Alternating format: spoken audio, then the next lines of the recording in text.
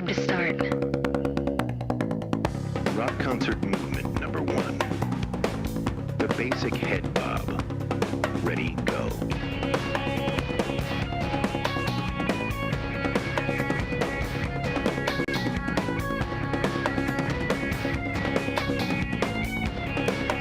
Boom. All right.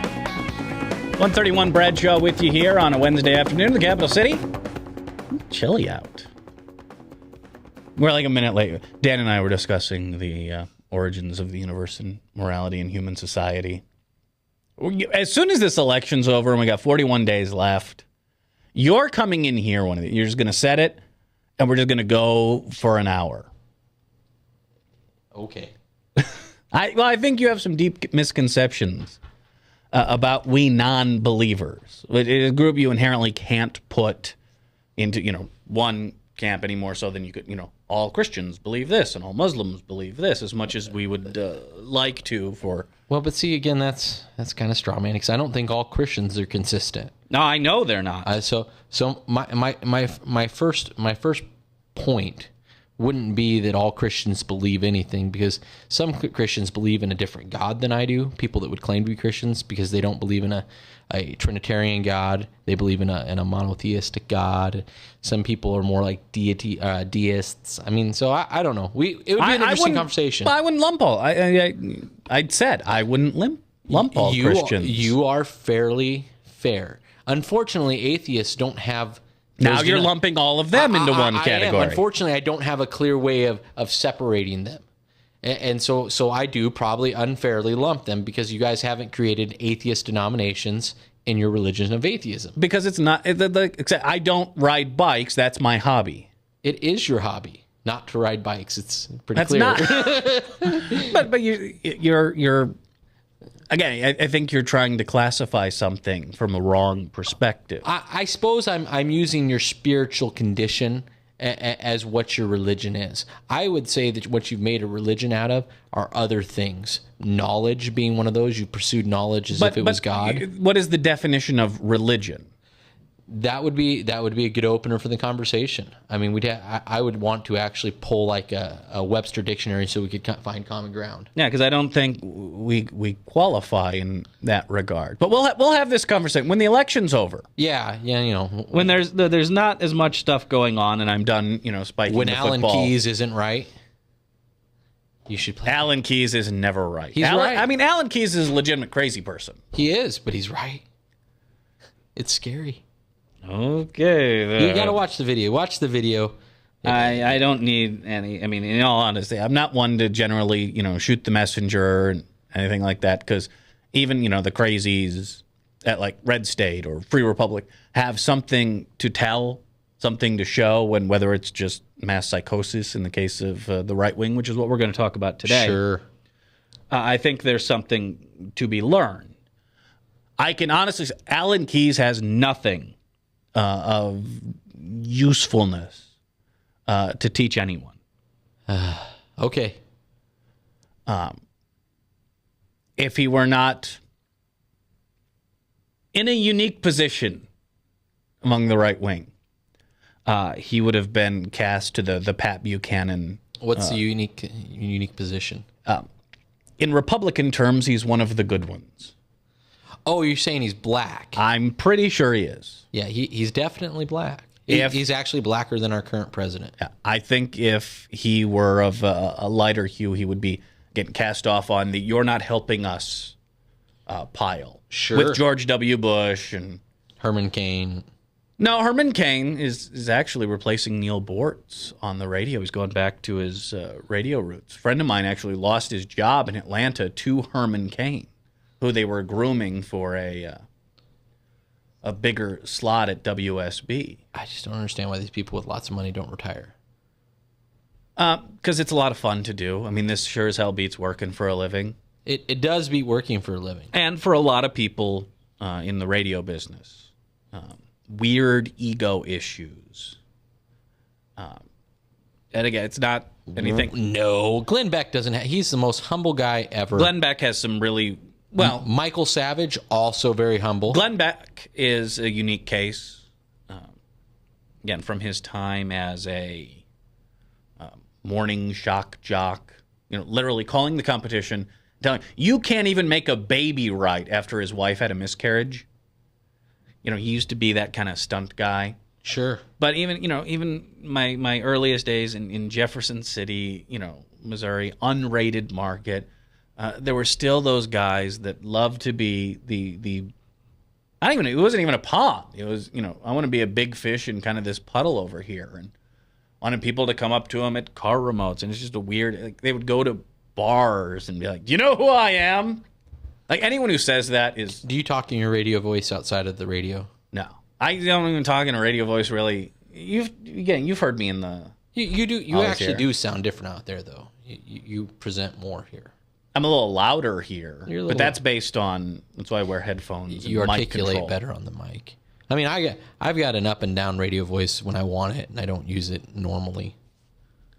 I mean, here isn't a good example because I'm not really giving you my radio voice. But personality-wise, I'm not a different person. Sure, no. in here No, you're than the I same am. person. Godless atheist, loves politics. Creepiest thing that ever happened to me in Missouri, I worked nights. I was on 7 to midnight, but I would work, 2 or 3 in the afternoon until 2 or 3 in the morning. There was some guy going around bars in Jefferson City saying he was me. And I'm like, I'm on the air right now. How could that be? I'm in here with a Sawzall and fireworks, and how could I be at a bar? It was like disturbing. Why did you have Sawzall and fireworks? Because I was one of those cheesy top 40 DJ, and do the make it or break it. You'd play a hot record or whatever, or a new cut. Except I took it one step further and actually broke. This is what a Sawzall. Yeah, I know what a Sawzall comes in handy for. Because, you'd get these little... Yeah. So fire that puppy up. Yeah? Or, because Missouri is a fireworks are legal state. In fact, a lot of my July income came from doing remotes at fireworks stands. So you'd keep a yearly supply, in the car. And when someone would leave, like a 12-pack of Danishes at night for the guys in the morning, they might not always get there because you were sticking cherry bombs in them and throwing them out the back door. Because let's be honest, it's really boring being there, 2 hours after your shift. So sure, running station IDs and stuff like that. Sure. Yeah. Well, actually, I'm not always a good employee. I will admit this, because a lot of times what I would do after midnight, and I knew none of the people who signed my paychecks were listening, was do a little format flip and bust out the Public Enemy and. And how did you make it this far? I have no idea. My boss really liked me. Saved my job any number of times. But what put a stop to that actually was my program director. I signed on the station by myself, and then they realized that I probably shouldn't be trusted with an FCC license, which, again, at the time was a very good idea. Would start to get requests in the morning for the stuff I was playing overnights. And I don't think he even knew, I don't think my PD at the time knew who, Morphine was, or Sure. Sleater Kinney, so that... I don't know who those people are, if that makes you feel better. That eventually, I guess, got back to management. And that particular hobby had to stop. So I just went to playing Asheron's Call on the air computer. Sure. And that was a good way to kill time. Sure. Yeah. I play Warcraft and try to stay away from you. No, I'm just kidding. I don't play Warcraft. I would never touch World of Warcraft. I couldn't even let that sit out. I come from a long line of Dungeons and Dragons players. No. Although, again, my kids will be adept at all of these tabletop games and science fiction, because, let's be honest, that's far more effective than any abstinence program. Sure. That the right-wing nut jobs have ever created. Yeah, I wouldn't buy them toothbrushes and buy them magic cards, and you're set. Yeah, the rest takes care of itself. Once they own a Star Trek, uniform, sure, and you're pretty much good until the mid-20s. I was lucky enough to come across what I like to call Type 2 adult onset nerdiness, like in high school, like college, none of this stuff. Sure. And I don't know, maybe it was a Spike TV Star Wars marathon or something. Set me on the dark path. I picked up Star Wars in high school.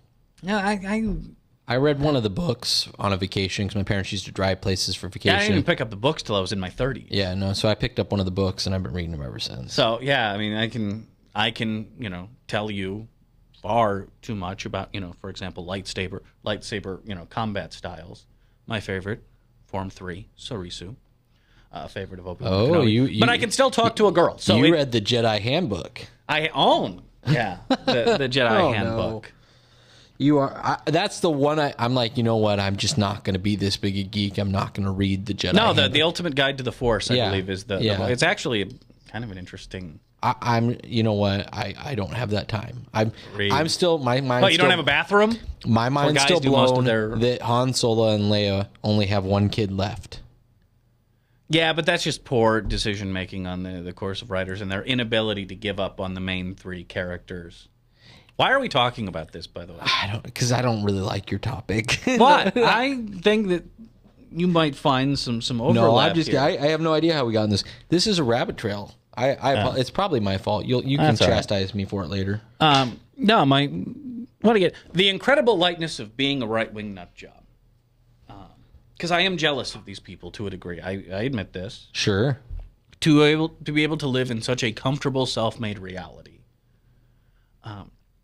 Except for whatever reason. And I go back to the original Matrix movie, when Agent Smith is describing like the first days of the Matrix, and they made the world too good, too clean, too perfect that people's brains couldn't accept it. You wouldn't take the blue pill just out of principle, huh? Which one was the blue pill again? I don't know. I'm not a Matrix. I thought the red pill was the reality one. Yeah, but the blue pill is you go to sleep and you wake up and you don't remember ever meeting Morpheus. And Trinity. Maybe that's what I meant. Maybe you just wouldn't take the red pill out of principle. No, I like to think that I would take the red pill. But isn't that the Republican state thing? I just assumed. Hey, when Bill Clinton won in '92, the maps were red for Clinton, blue for Bush. So the red state, blue state thing is a relatively new phenomenon, and at some point will it's confusing change. To me because I don't hate either one of those colors. I mean, they should have gotten like. I'm a Cub guy, so blue was more my. Yeah, you could have done one color and the next got like pink. Your Democrats could be pink, and then I would know who I didn't. I did like the map. I think it was an Iowa county map that had Santorum in brown. Because I thought that was more of a frothy white. Though. I thought that was clever. It'd been funnier if it was a frothy white. For those of you who don't know what I'm talking about, just Google Santorum, and the rest takes care of itself. But I go back to the Matrix because it's the only explanation I can find of why these folks who live in kind of their own delusional world are so angry and unhappy all the time. Earlier I mentioned like Free Republic or any the Hannity forums or I don't know, Rush Limbaugh's mysexgod.net or whatever drug of choice these people have. They are really unhappy, and and I know some of this from experience in dealing with them. Programming a right-wing radio station for a number of years certainly brings you in contact with some special individuals. But just the overall. And it's really come to mind the last couple of days, because I still listen to just like the right-wing radio just to know what they're saying. It has honestly become unlistenable dreck over the last few days. Like, I was going through Taco Bell because I hate myself. That's better than Taco John's. Oh no, Taco John's is death incarnate. I can't eat Taco. Taco Bell's got some stuff. None of those new Cantina bowls are horrible. Ugh, no, I don't try it. No, I don't know why any sort of chef would put their name to that. That's why you've never heard of that chef before. Probably. Rick Bayless would not be putting out Cantina bowls. But listening to Hannity going through Taco Bell, and he was discussing the Middle East. This seems to be the big topic of the week. And whether you're listening to Huckabee, Rush, Hannity, Levin, they're all kind of saying the same stuff. And I'm no Middle Eastern expert by any means, but I'm listening to this. I'm like, this isn't even like fact checkable. It's not even in touch. It doesn't even run tangentially to reality. Listening to, for example, Hannity discuss Mahmoud Ahmadinejad, the president of Iran. And his big beef was that the American delegates didn't walk out. That sounds pretty damning, right? They didn't. The Israeli delegation walked out. Why didn't the American? It leaves out the convenient fact that, they weren't there in the first place for his address. See, that doesn't fit the narrative. Or, it does make it hard to walk out of some place. I mean, but I don't know if that's necessarily the point Hannity was trying to. I didn't walk out of the state convention for the Republican Party because I quit. Ron Paul, 2012. I didn't go. Ron Paul, 1812. I was actually a state delegate and just didn't show up because I saw how bad this was going to go.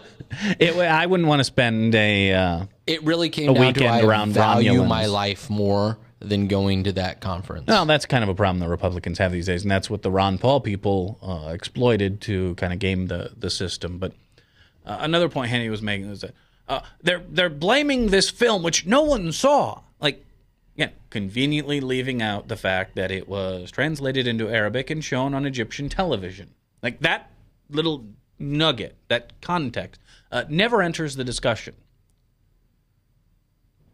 Where did you get, I'm not questioning, where did you get that from, though? Because I've heard several times that it wasn't shown. It was shown on Egyptian satellite television. Just like the regular family package satellite television, you could have seen this. Yeah, again, I'm not a Middle Eastern expert, but I know it was translated to Arabic. Like I said, I'm not arguing. I just wondered where that was, because I've seen that report that, it only got so many YouTube hits, and I thought, that is kind of ridiculous, but, I mean, I don't think... if you leave out the context, Hannity's story makes perfect sense. Sure. If you don't know anything, Hannity's story makes perfect sense. If you don't know anything, Glenn Beck's historical teachings make perfect sense. No, and here, no. David Barton has made a lot of money off those people. But they don't make sense. They do if you don't know anything, and more importantly, he wrote a story about George Washington in first person, and then presented it as a history book. Yeah, if you don't know anything, and it has themes that are very comforting to you, such as we were founded on Judeo-Christian values, and we're willing to kind of toss the Judeo when, push comes to shove. That's a very comforting message to be told. These pre-existing suppositions you have are actually backed up by history that I may have created all by myself, but I'm going to present it to you as unvarnished fact. I mean, Dave Barton, kind of the go-to right-wing historian whose own publisher is pulling his books out, because he's finally just gone to off the reservation in the and again, I don't know if he necessarily has a research department outside of his own sphincter where most of his stuff comes from. That's terrible. Why? I know. Well, it's hard to fit research materials when your head's so far up there. I think that's the bigger problem. I'm sure he invested in LED. The tablets are getting smaller. Maybe he's got one of those he's got a Kindle iPad Fire knockoffs. He's got the Kindle Fire. It's pretty small. I mean, maybe. If you got a head up there, I don't think it'd be much. No wonder Santorum's a friend. Now that's the only way that works. I need to put drums on here. But talking about Middle East, I think back to Friday's show, and a caller who shall not be named, because I don't want to encourage him, called in, was pretty much demanding blood. That caller doesn't have a computer, so we're good. Okay, good. Pretty much Frank was demanding blood, heads, whatever, for the attack on our consulate. And I was kind of walking him through the context. They don't just live in a camp out in the middle of nowhere that's easy to drop a Hellfire missile on. A number of these people live in Benghazi. They have an office, like the Iowa Republican headquarters or Iowa Democratic headquarters. They have an office there. You bomb that because there are people that live nearby. He was hemming and hawing, and literally as we were having that discussion, plans were being put into place, and this is something you're not going to hear on the Hannity show or the Huckabee show because it doesn't fit their narrative. And I can understand why they want to focus on the Middle East, because let's be honest, if you're a Republican, there's not a whole lot of good news coming out of our country. We'll talk more about that later. But on Saturday in Benghazi, 30,000 people took to the street. And this wasn't just a, we apologize, America. These people do not represent us or Islam. We had that last week. Now, on Friday, they took action. 30,000 people took to the streets in Benghazi and forcibly disarmed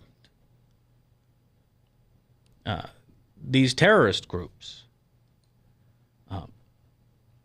And this is from Reuters. The two main Islamist militias in Dema, in eastern Libya, known as Islamist Stronghold, withdrew from their 5 military bases and announced they were disbanding, residents said on Saturday. Abu Slim, which sounds like a Deadwood character, had 3 camps, and Ansar al-Sharia. Now, Ansar al-Sharia is the group assumed to be behind the consulate attack on September 11th. Ansar al-Sharia had 2, so it's 5, empty, all empty, locals said. In Benghazi, they took to the streets and went after these militias. And they didn't do it because we were, shaking our big stick at them or because, we told them how, we were going to get medieval on their asses. They did it because they don't want to live under these a-holes. Ansar al-Sharia has rolled into Benghazi, which was a hotbed. It's where the revolution started. It was the rebel stronghold against Gaddafi. And seeing an opportunity, these guys roll into town and start roughing up locals. They want to be the local warlord. Now, again, in the Hannity, Didiot version of the world, we're going to paint with a broad brush here, and they're all Islamists who hate us, and they hate us for our freedoms, but somehow, we gay-friendly atheist liberals are in close contact. They never exactly explain why, other than, well, liberals are bad, Islamists are bad, so they must be together, right? Bad, all come from the same source. Now, these are, and again, this is not something that reaches into the right-wing bubble. There are grifters, influence peddlers, and a-holes worldwide through history immortal, with apologies to the entire 6,000-year history of the earth, who have looked to peddle influence under a religious banner. This is not something that is unique to the Middle East. And some people look to peddle influence, some people look to make money off the deal. Now, methods vary. Some use RPG-7s. Others use anti-Supreme Court justice bus tours. But the root motivation is the same. Again, that's not something... And maybe the Hannitys and Huckabees of the world are incapable. Maybe their own similarities blind them to what is really going on there. I couldn't tell you. Again, don't let these facts get in the way of a good story. We need something to distract. We need something else to talk about. Because here on the home front, things aren't looking so good for Team Red. Team Willard doesn't really sound... And Team Mitt, not so much. Although conservatives are coming up with some interesting other names for Romney. And we'll talk about that in the next segment. But this kind of fake vision of the world ties in with their fake version of Obama. And it is kind of funny when reality enters the bubble, things go bad. When the bubble escapes into reality, things sometimes get hilarious. I've been telling you about this Unskewed Polls site that, literally just pull numbers out of backside, claim Romney as a 10-point lead. But again,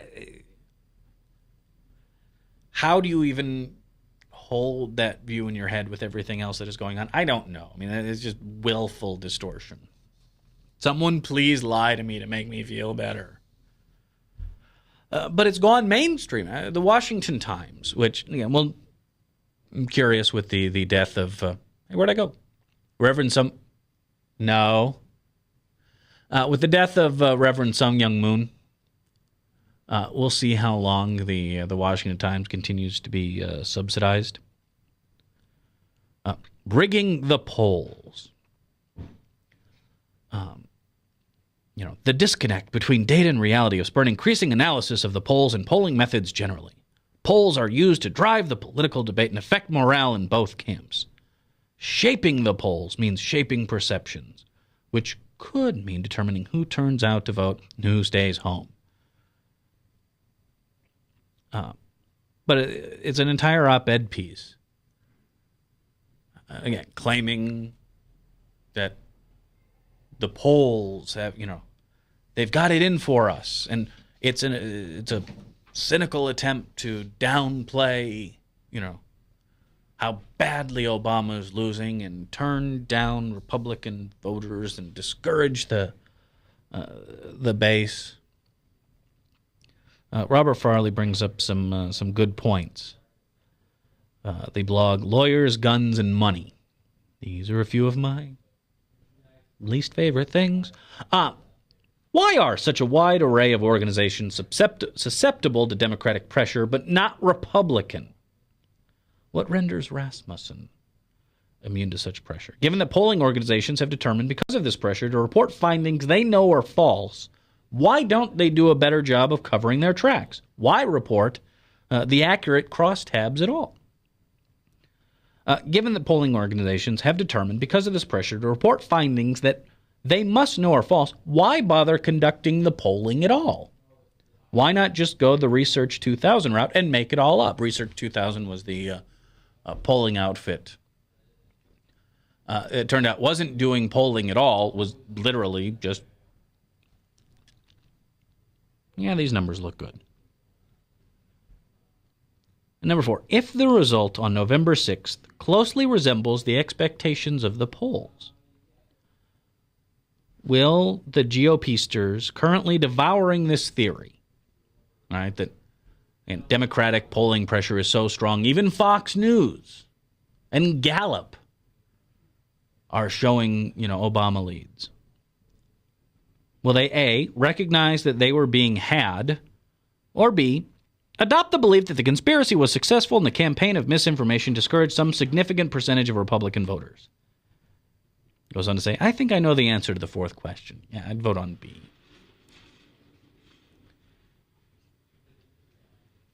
But it really does go back to the Matrix. Like they create their own reality, and even in it, they cannot be happy. They cannot be content. And I'll leave it to someone far more, learned in the arts of psychology and sociology to explain that phenomenon. It is beyond, my general education studies, Iowa State background. I couldn't tell you, and maybe it's just the type of person that is drawn to conservatism.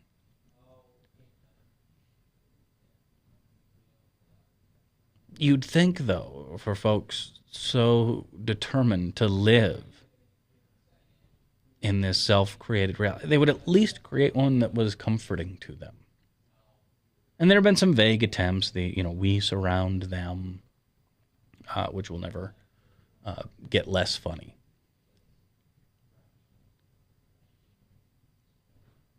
But for the most part, these are really upset people.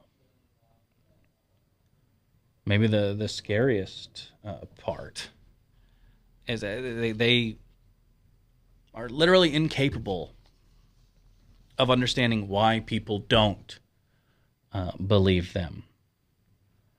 The latest, there's someone, we don't know who, sending out 1 million copies. Have you heard of this movie, Dreams from My Real Father? I had not even heard of this until a couple of weeks ago when We had that guy that made the movie on Mac's show. No, really? Totally. Oh, now, so you help me understand. He believes that Barack Obama's birth certificate is fake and the entire story of Barack Obama Sr. Was all made up. And in fact, that Barack Obama's real father was a man named Frank Marshall Davis, and who's like a known Black Panther or something like that. Communist. Yeah, there and you go, whatever. Through, much like Judaism is passed from mother to child in their belief system, apparently communism comes attached to the Y chromosome. Well, the Frank guy, regardless of his paternal rights, definitely, I think, is fairly undisputed as being involved in Barack's younger years, as an uncle-type figure at least. But no. This claims it was his. That's his father. Yeah, it's his true parentage.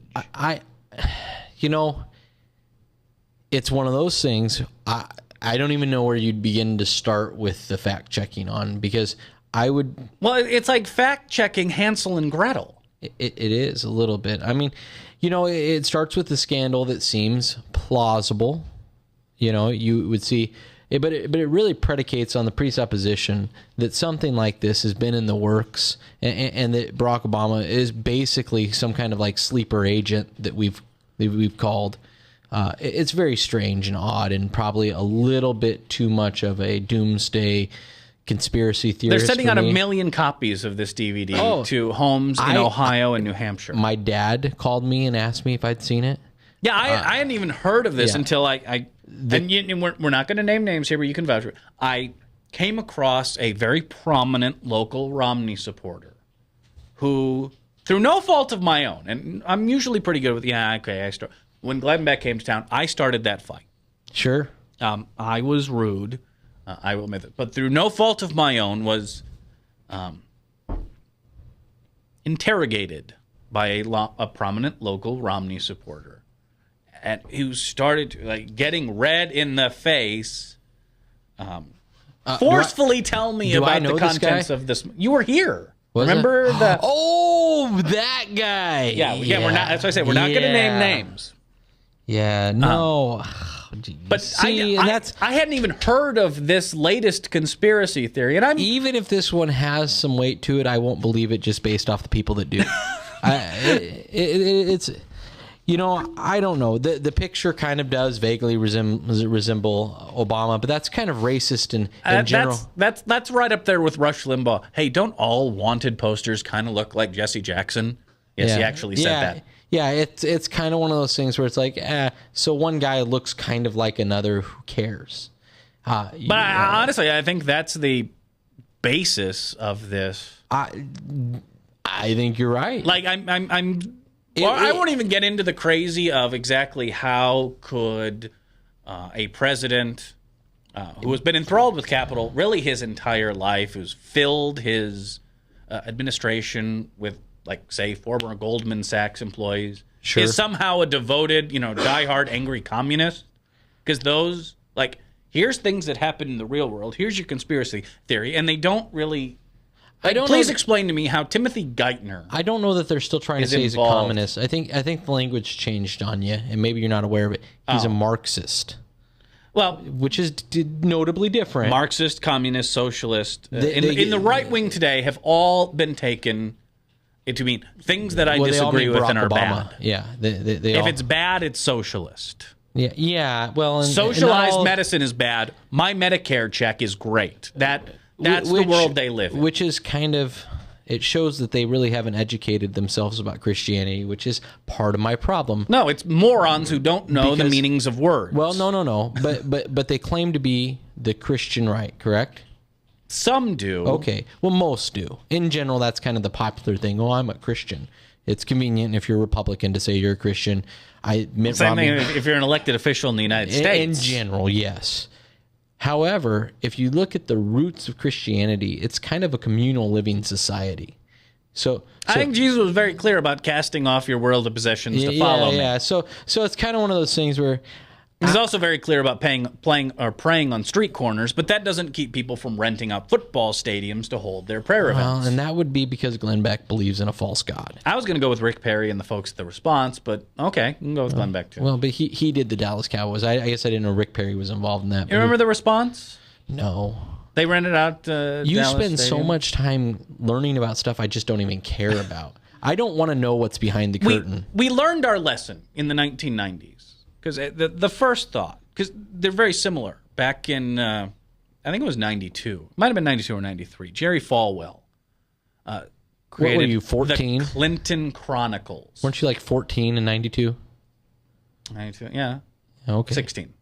You weren't 16. You're not that much older than me. I was born in 76. Were you? Yeah. Oh, okay, 16. Fine. I'm a bicentennial model. I didn't realize you were as old as my brother. You got a baby face.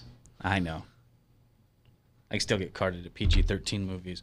But no, when the right wing was throwing all sorts of crazy out there, and the Clinton Chronicles, very similar to this, Dreams from My Real Father, was a DVD that was sent out. It was funded by Jerry Falwell and friends that claimed Bill Clinton was a drug peddling murderer.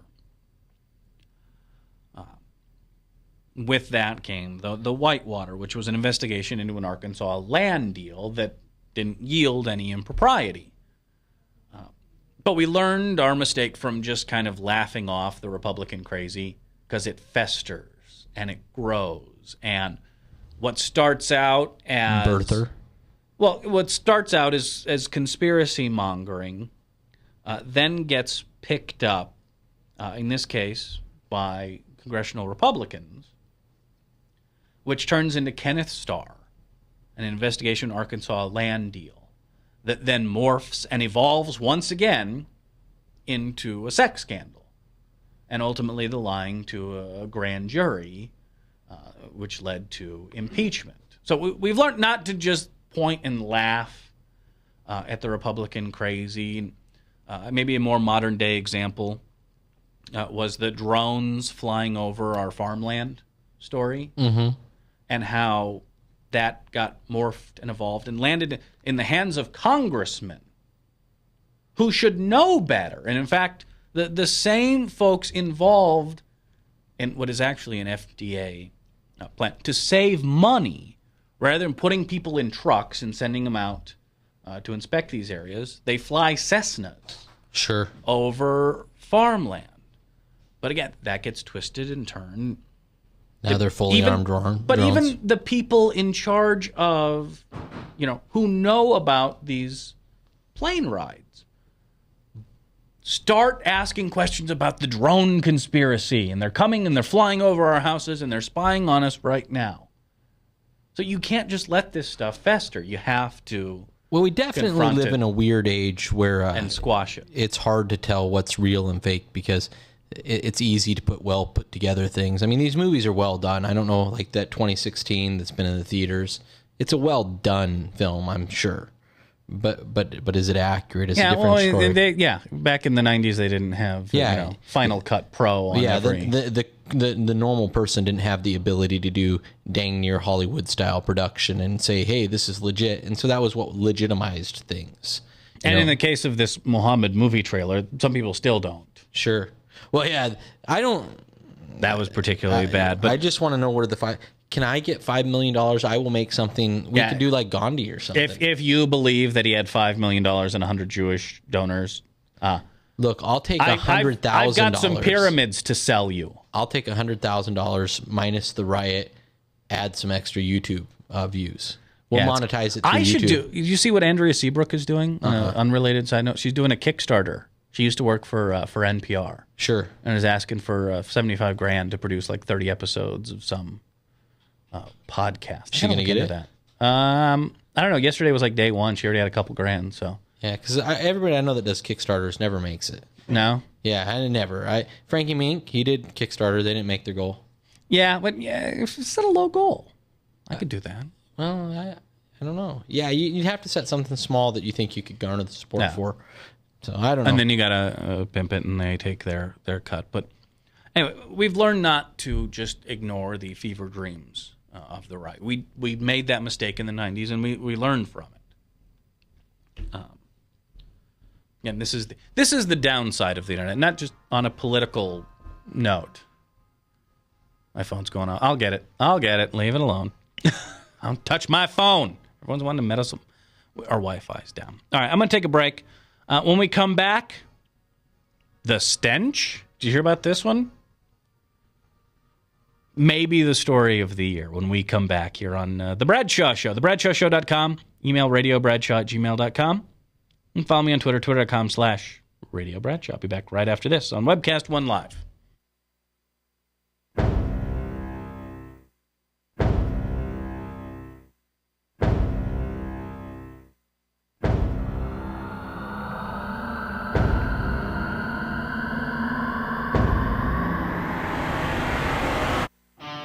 I'm just saying. I'm just saying.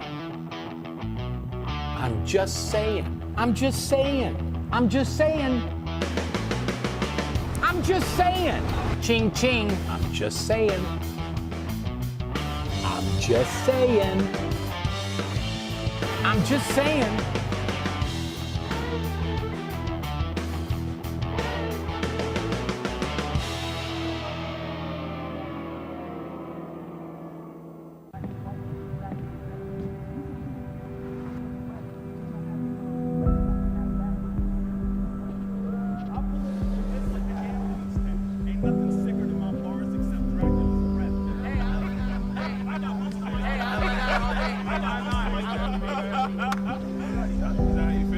Feeling alone? God knows and He understands. Chat now with someone who cares at groundwire.net. Well, hi, I'm Rob Spearman. I'm a broker owner of RE/MAX Real Estate Concepts in Des Moines, Iowa.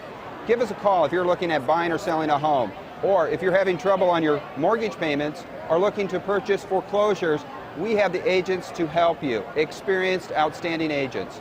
Our office number is 515-276-2872. Or if you'd like to look at homes, go to our website, homeconnectusa.com. Hi, I'm J. Michael McCoy, and about 20 years ago, I went to a used car salesman by the name of John Hewitt. He had a little shop over there on North 2nd Avenue called John's Auto Sales, and I bought a car. I found that experience to be one that I had never had before from a used car salesman. He was honest, he was dependable, he had integrity, and he did what he said he was going to do. Well, over the years, between my kids and grandkids, I purchased 7 vehicles from John's Auto Sales. And last month, I asked him to be a sponsor. And he said not only would he like to be a sponsor, but he would offer a $100 tithe for every customer that came and bought a car from him directly to the church of your choice. I can tell you about their huge selection. I can tell you about their years of experience. I can tell you about their honest integrity. But all I really need to tell you is that I bought 7 cars, and you can trust them. John's Auto Sales, 5435 2nd Avenue, Des Moines. You need a good ride when you hit the trail. Trust the man with the cars, and he goes by the name of Big John. Big John. Big John. From the RE/MAX Real Estate Concept Studios, this is Webcast One Live. It's time to start. Rock concert movement number 1. All right, basic 214 head bob. Bradshaw with you here Ready, go. on a chilly Wednesday afternoon. I got sleeves on, man. That's just not cool. Not cool. All right. Email me, radiobradshaw@gmail.com. Follow me on Twitter, twitter.com/radiobradshaw.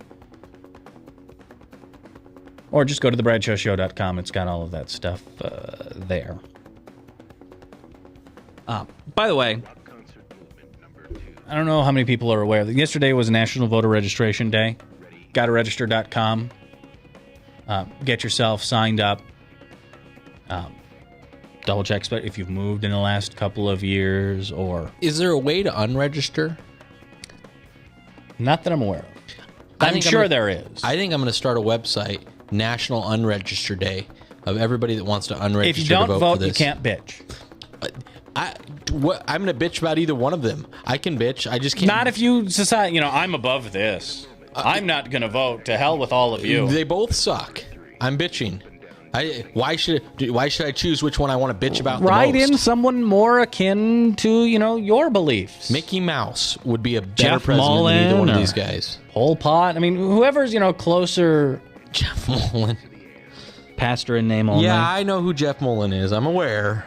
No, I won't be writing in. Cut the music, by the way. Music's still on. Oh, is it? Yeah. Oh, my bad. Yeah, I won't be writing in anybody. Bruce Wayne. Again, though, see, that's Jesus a of fictional Nazareth. character. I might as well just write in Jesus Christ. Speaking of. Yeah, well, I don't think that's a fictional character, but it would do as much good. Probably. But GuideToRegister.com, because, most importantly, early voting starts tomorrow. And this is one of the things I think gets lost. Now, North Carolina's banned voting since the 6th. But more and more states allow not just kind of no excuse absentee voting. Absentee voting, when I was growing up was simply, I'll, be on my Mormon mission to France during the Vietnam War. Don't know who that would apply to. I would like an absentee ballot. They mail you one, you mail it back. Over the last few years, and both parties have realized there is a great value in getting votes cast before Election Day when get-out-the-vote operations are in full swing. They are large, expensive, unwieldy. So the more votes you can bank prior to that makes your Election Day efforts all the more effective. So starting tomorrow, and again, check your county auditor site, Secretary of State site. In 2008, because I knew Election Day was going to be such a mess, from probably 10 a.m. until midnight, I realized I probably wouldn't get a chance to go out and vote. And I did early satellite voting. They did it at the Dolls there on Hickman. So there are locations like that set up, or you can just go, I think, to the auditor's office, for example, Polk County over there on 2nd, and you can vote there. Get it out of the way, and maybe the most important factor. Now, if you're like me and you're getting constant, I got one at like 8:45 last night. What time does phone banking normally end? Other than the fake robo calls at 2 in the morning meant to artificially depress turnout. Probably 9. But man, they keep calling. The sooner you say, I voted, the sooner you're off that list. And it will make your Election Day all the more easier. I'm just putting that out there, if someone is so inclined. But in all the talk of polls, and again, Republicans can disagree with reality all they want. Point is, Mitt Romney is having a bad time at a bad time. And this was a piece in Politico yesterday. And it starts off with a quote from our own Craig Robinson, proprietor of the IowaRepublican.com, which is actually a decent website some of the time to get kind of an insight into what Republicans are thinking. And I've told Craig this way, so I'm not talking about some of the stuff on there is true dreck. I mean, just true, like, really? I love the comment section just because the crazies fight with each other. I do enjoy that particular aspect. But he was quoted in the New York Times on Sunday saying, I hate to say this, but if Ryan wants to run for national office again, talking about Paul Ryan, vice presidential candidate, he'll probably have to wash the stench of Romney off him. Now, that's a pretty potent statement.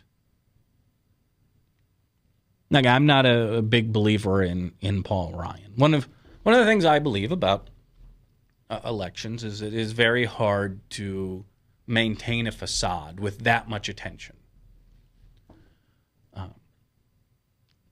The same way that Newt Gingrich represents to stupid people what a smart person sounds like, Paul Ryan is the stupid person's version of a policy wonk. He has charts and graphs. Where typical Republican discourse, and I'm not making this up, is Chuck Grassley on the floor of the U.S. Senate one of the most storied political institutions in human history, with pictures of a fire-breathing debt dragon of some sort. I think it was purple, too. Just Google Chuck Grassley dragon. You'll see what I'm talking about. So, again, anyone who can avoid, drooling on themselves or using cartoon characters qualifies as smarter than the average Republican bear. Now, again, under a little bit of pressure, all of a sudden Paul Ryan's like, we didn't run the numbers. There's a lot of pixie dust, but he's what passes for a wonk, and he's kind of being exposed for having no wonkish clothes, if you will, in the election. Remember, he was brought on to energize the Republican base that was really disgusted by having Mitt Romney as their nominee. He was the sop. I'm guessing, again, in the campaign that Mitt Romney wishes he ran, there wouldn't be a Paul Ryan there. There would have been a boring white guy, which is what the campaign wanted from the very beginning. They just get this corner they're painted in by the base, kept that from happening. So they bring in Paul Ryan. This is the Politico piece yesterday by Roger Simon.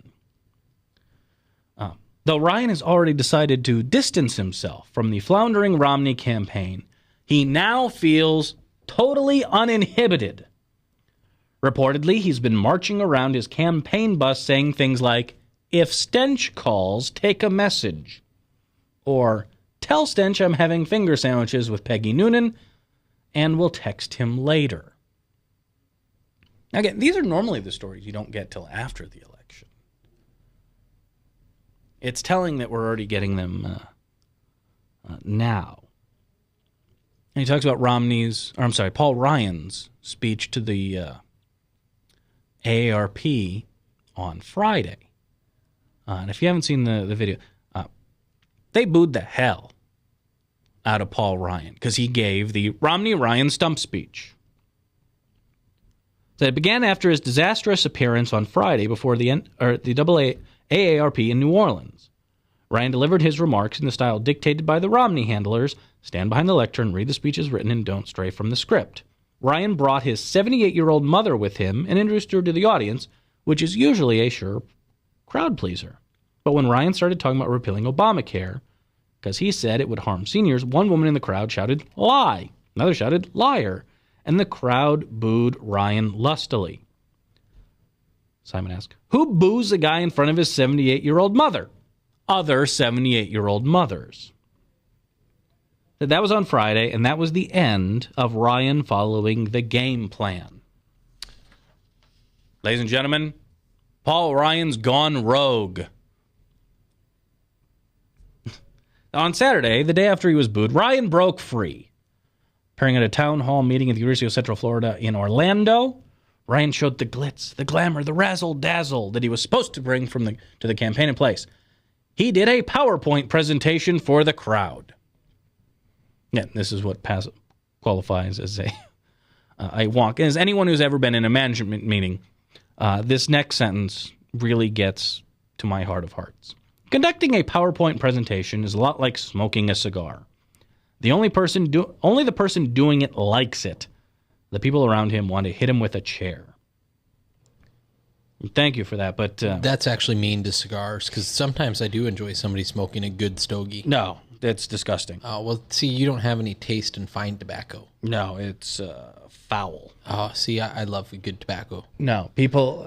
my brother smokes the cigars, donkey dongs. Yeah. Cigars don't bother me. Now, cigarettes smell disgusting to me. I know that's kind of hypocritical, but they just don't smell the same. I'm sorry. It's gross, but the point, PowerPoint should be, by the Geneva Convention, outlawed.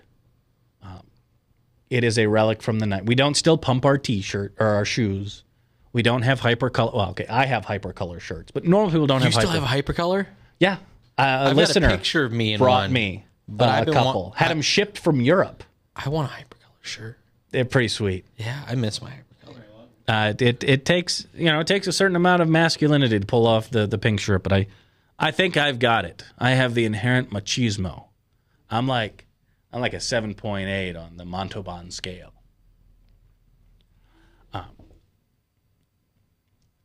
Now, again, it's not unusual for there be friction between a candidate and his VP choice.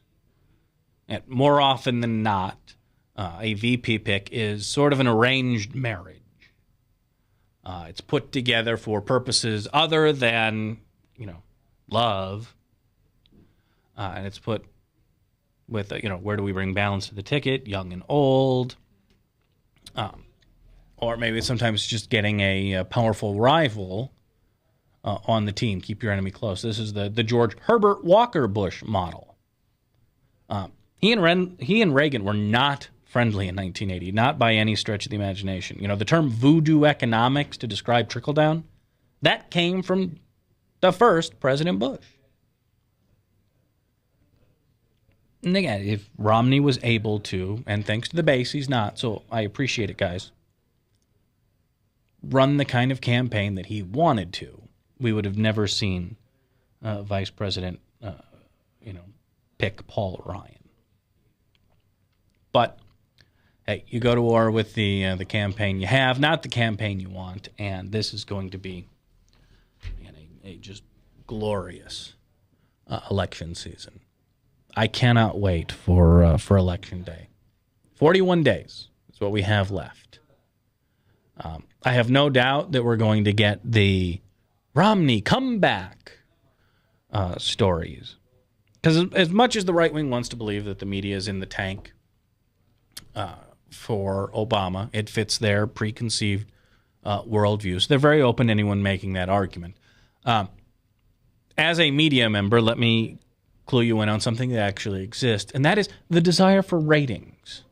And let me ask you this. If you're CNN, MSNBC, Fox News, I don't know, PBS NewsHour with Jim Lehrer or whatever, if it is a foregone conclusion, Obama by 5 a week before Election Day, how many people do you think tune into election night coverage? Yeah, not that many. It's not that scintillating, and frankly, it's Tuesday night. Tosh.0 will be on.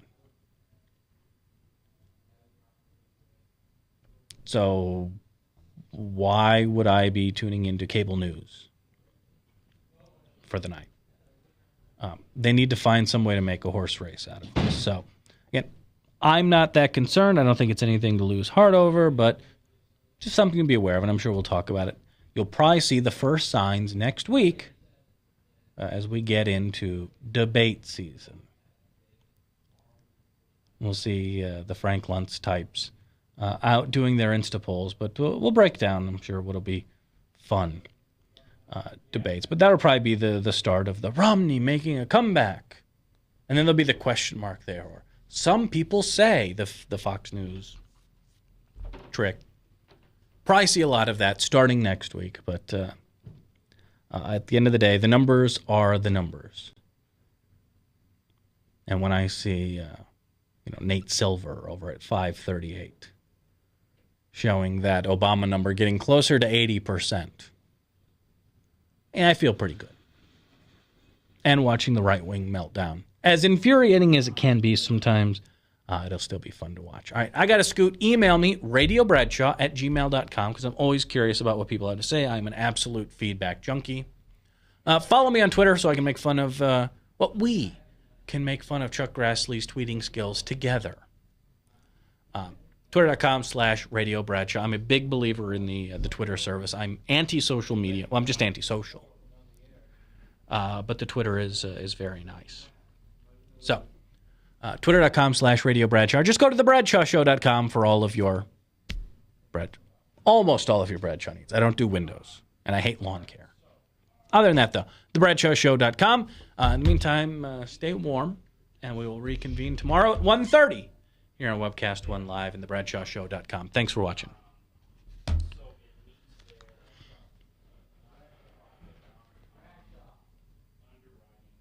Yeah?